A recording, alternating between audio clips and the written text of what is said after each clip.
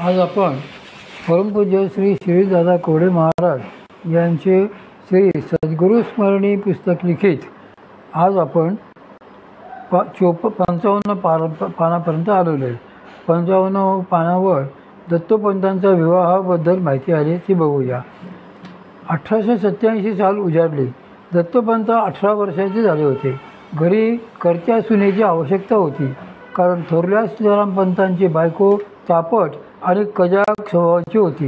तिच्याकडून नेहमीच्या कामात जानकीबाईंना काळीची मदत होत नसे. शिवाय दत्तोपंतांचे लग्नाचे वयही झाले होते.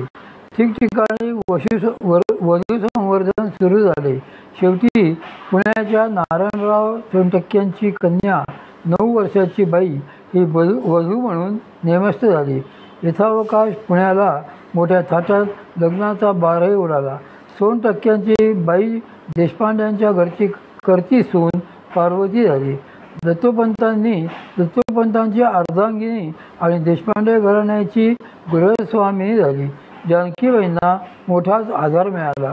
हे सोनटक्क्यांचे घराणे मूळचे अक्कलकोट येथील सखारामपंत सोनटक्के हे अक्कलकोटला राहत असत. त्यांचा मुलगा उमाकांत आणि नातू नारायण हेच नारायणराव अक्कलकोट दरबारी वाकणीस होते. ते अत्यंत सालस, धर्मनिष्ठ आणि सात्विक वृत्तीचे होते. अक्कलकोटला त्यावेळी शहाजीराजे भोसले थोरले पुत्र मालोजीरावांचे गादीवर होते. त्यानंतर 1870 साली मालोजीराजे निवर्तल्यावर केवळ 4 वर्षे वय असलेले शहाजीराजे तिसरे गादीवर आले होते. अक्कलकोटचे भाग्य त्यावेळी चरमबिंदूवर होते, कारण साक्षात परमसद्गुरू अनंतकोटी ब्रह्मांड नायक राजाधिराज श्री स्वामी समर्थांचे तेथे वास्तव्य होते. त्यांच्या वास्तव्याने ती नगरी पुनीत झाली होती. अनेक अर्थार्थी, जिज्ञासू आणि मुमुक्षू अक्कलकोटला येऊन त्या काळी श्री स्वामी महाराजांच्या प्रसादाने कृतार्थ होत असत. नारायणराव तथा नारायण भट्ट श्री स्वामी समर्थ महाराजांचे एकनिष्ठ सेवक, भक्त, शिष्य होते. श्री स्वामी महाराजांच्या पूर्ण कृपेतील होते. नारायण भट्ट खाऊन पिऊन सुखी होते. लग्न झाले होते. एक मुलगा नरहरी व एक मुलगी बाई अशी 2 अपत्यही होती. सद्गुरु कृपेने सगळे सुरळीत चालू होते. संसार चिंता मागे नव्हत्या, म्हणून त्यांचा सगळा वेळ नोकरीत आणि विशेषतः श्री स्वामी महाराजांच्या सेवेत जाई. श्री स्वामी समर्थांची अद्भुत लीला. इसवी सन 1878 सालची ही गोष्ट आहे.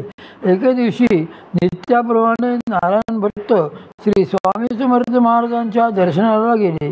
दर्शन घेऊन विम्रतेने हात जोडून उभे राहिले. लीला विग्रही अशा श्री स्वामी महाराजांना अचानक आपल्या या एकनिष्ठ शिष्याची परीक्षा पाहण्याची लहर आली. अतर्क्य लीलानुग्रही श्री स्वामी समर्थांनी फरमान सोडले, ए नाऱ्या, इथून उठ, निघून जाय पुण्याला. साक्षात सद्गुरूंची आज्ञा. नारायण भट्ट त्वरित उठून घरी गेले. सामानाची बांधाबांध केली. जमीन जुमल्याची व्यवस्था लावली. दरबारी जाऊन नोकरीतून मुक्काम होत असल्याची वर्दी दिली आणि निरोप घेण्यासाठी बायको मुलांसह ते परत श्री स्वामी महाराजांकडे आले. त्यांनी श्री स्वामी समर्थांच्या श्रीचरणी साष्टांग दंडवत घातला आणि साश्रू नयनांनी सद्गतीत कंठाने हात जोडून त्यांना निरोप सांगू लागले. त्या क्षणीच जणू श्री स्वामी महाराजांच्या कसोटीला ते पूर्ण उतरले. श्री स्वामी महाराज प्रसन्न झाले. प्रेमातिरेकाने गहिवरून त्यांनी जवळ बोलावून नारायण भट्टांच्या मस्तकी पूर्ण शक्तियुक्त कृपाहस्त ठेवला, आशीर्वाद दिला आणि प्रसाद देऊन पुण्याला जाण्याची परवानगी दिली. मग श्री स्वामी समर्थ महाराजांच्या पावनचरणी गहिवरल्या अंतःकरणाने श्री नारायण भट्टांनी पत्नी, वधूंनी, मुलांना घातले. स्वतःही त्यांच्या श्रीचरणी परत साष्टांग दंडवत घातला आणि साश्रुनयनांनी दर्शन सुखाने आनंदून सर्वांगावर रोमांच येऊन ते उठून उभे राहिले. इतक्यात श्री स्वामी महाराजांनी लहानग्या बाईंना जवळ बोलू घेऊन प्रेम ममतेने कुरवाळले.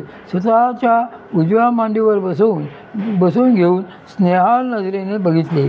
कौतुकाने तिच्या चेहऱ्यावरून हात फिरविला आणि म्हणाले, ही आमची पोर आहे बरं का. लगेच नारायण भट्टांनी नरहरीलाही पुढे केले. लहानग्या भरतांना स्वामी महाराजांनी जवळ बोलावून प्रेमाने कुरवाळून आशीर्वाद दिला. नारायण भट्टांना अपार आनंद वाटला, कृतकृत्यता वाटली.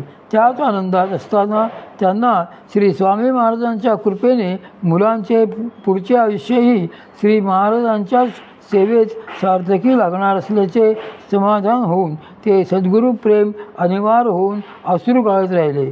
मग व्यथित अंतःकरणाने नारायण भट्ट आपल्या सद्गुरूंचा निरोप घेऊन निघाले. डोळ्यातून अश्रुधारा वाहत होत्या. भाईपासून वासरू वियोगाने की जसे होते तसे दुःख त्यांना होत होते. इकडे नारायण भट्टांची पाठ वळताच श्री स्वामी समर्थ महाराजांनी शिष्यांकरवी तुळोजीरावांना बोलावले धाडले. ते तुळजीराव म्हणजे शहाजीराजांचे धाकटे पुत्र व मालोजीरावांचे कनिष्ठ बंधू. ते त्वरित हात जोडून श्री स्वामी महाराजांपुढे हजर झाले. पण श्री स्वामी महाराजांचे त्यांनाही फरमान सुटले, ए तुळ्या, आताच निघ, पुण्याला जा आणि त्या नाऱ्याला पदरी ठेव. अनन्य शरणागत भक्तांच्या योगक्षेमाची काळजीही तेच सर्वज्ञ सर्वसमर्थ सद्गुरू वाहत असतात. आज्ञेप्रमाणे तुळोजीराजे खरोखरीच पुण्याला गेले. पुण्याला येताच त्यांनी नारायणरावांना बोलावणे पाडले. सर्व हकीकत सांगून त्यांना त्या दिवशीपासूनच त्यांनी जे आपले उपाध्याय आणि खाजगी कारभारी म्हणून नेमून टाकले ते अखेरपर्यंत सद्गुरूंच्या शब्दाखातर सर्वस्वाला तिलांजली देणारा शिष्य आणि शिष्याच्या योगक्षेमाची मातृवत काळजी घेणारे लोकविलक्षण दयाधन सद्गुरू असा हा समसमा संयोग खरेच अद्भुत म्हटला पाहिजे. येथे नमूद करण्यासारखे एक विशेष बाब म्हणजे परमपूज्य श्री नारायण भट्ट महाराजांना असा त्वरित उदार आश्रय देऊन त्यांचा परमार्थही सुलभ करणाऱ्या या स्वामीभक्त तुळजीरावांचे अपार ऋण श्री नारायण भट्ट महाराज आयुष्यभर मानित असत. ते व त्यांचे चिरंजीव परमपूज्य श्री नरहरपंत या तुळजीरावांचे वार्षिक श्राद्ध पुण्यस्मरण करण्यास हातभार कधीच चुकले नाहीत. या प्रेमाला निष्ठेला खरोखरीच उपमा सापडणार नाही. बाईवर श्री स्वामी समर्थांची पूर्ण कृपा. श्री नारायण भट्ट पुण्यात हळूहळू सद्गुरू आज्ञेप्रमाणे स्थिरस्थावर झाले. पुढे यथाकाल त्यांना तिसरे अपत्यही झाले. थोरले नरहरपंत झाला तसा मध्या बाई तथा पार्वती देवी आणि या धाकट्या माई तथा सीताबाई बाईंचा जन्म 1877 सालचा. धाकट्या माईच्या जन्मानंतर काही काळाने नारायण भट्टांचे कुटुंब निवर्तले. सगळी जबाबदारी नारायण भट्टांवरच पडली. पण मुलांच्या संगोपनात त्याने काहीच कसूर ठेवली नाही. घरात सात्विकता शांतता होती. परमार्थ कुशल वडिलांच्या आदर्शामुळे मुलांवरही बालपणापासूनच आध्यात्मिक संस्कार होऊ लागले. पुण्याला बिराड केल्यापासून नारायण भट्ट महाराज साधनेतच अधिक काळ व्यतीत करू लागले. श्री स्वामी महाराजांनी लौकिकदृष्ट्या देहत्याग शके 1800चे चैत्रवद्य त्रयोदशी मंगळवारी सायंकाळी म्हणजे 1878 सालीच केला. तदनंतर नारायण भट्टांनी श्री स्वामी महाराजांच्या आज्ञेनेच एके दिवशी शुभमुहूर्त बघून नरहरपंतांना आणि बाईंना विधीपूर्वक परंपरेने आलेली स्वामी कृपेची शक्तिपात दीक्षा देऊन कृतार्थ केले. नरहरपंत व बाईंनी पुढे कठोर तपाचरण करून आपल्या तपाने आचरणाने